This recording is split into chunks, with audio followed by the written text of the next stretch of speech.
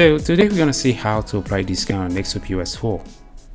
Let's go to the POS, and here we'll select the item that we want to sell. You have this option here where you can either apply a flat or a percentage discount. For now, let's say we want to apply 10% discount for this item. If I want to add another item, this item doesn't have the same discount. But let's say I want to apply a global discount on all the cards.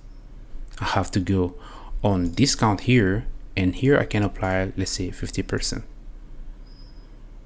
So from now I can save the order, put the shipping information.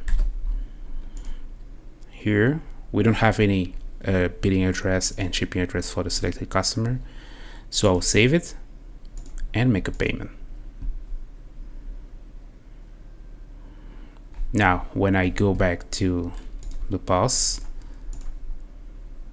order list, and open this option for this order, we can see that we have the discount that was applied here, and the price is different because this item has a 10% discount on here. So that's how to apply a discount on NexoPOS 4.